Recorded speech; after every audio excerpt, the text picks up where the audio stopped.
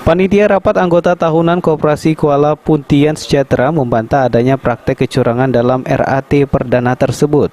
Panitia RAT menilai tuduhan tersebut tidak berdasar karena proses sudah dijalankan sesuai aturan yang telah disepakati bersama. Ketua Panitia RAT Hamdan Awi menjelaskan jika bantahan tersebut disampaikan setelah Riko Sucipto menilai proses RAT tidak sesuai aturan. Hamdan Awi menerangkan jika pembentukan panitia dilakukan sesuai aturan dan telah dihadiri oleh Kades dan pihak Disperindak Kop Banyuasin, sehingga dirinya ditunjuk sebagai Ketua Panitia Rapat Anggota Tahunan.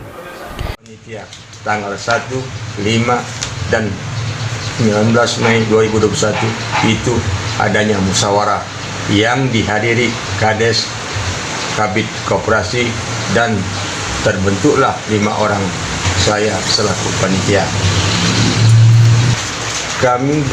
Kami pihak panitia tidak membatasi pendaftaran pencalonan, apalagi menentukan tanggal dan waktunya.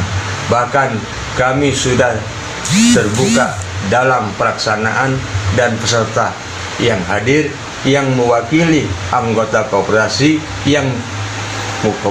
membawa surat kuasa sesuai kesepakatan, dan kami juga menjalankan edaran Bupati agar tidak berkerumun, dan kami juga sudah berkoordinasi dengan pihak kepolisian dan tim gugus tugas COVID-19. Jadwal pembukaan pencalonan pun tidak dibatasi, namun jumlah peserta RAT yang dibatasi maksimal 50 peserta sesuai edaran Bupati sesuai protokol kesehatan. Dirinya sangat berharap pihak-pihak di luar anggota koperasi atau di luar Koperasi Kuala Puntian Sejahtera untuk tidak membuat pernyataan yang menyesatkan. Sulaiman, PAL TV. Yang susah payah tadi datang ke desa kita pada pagi.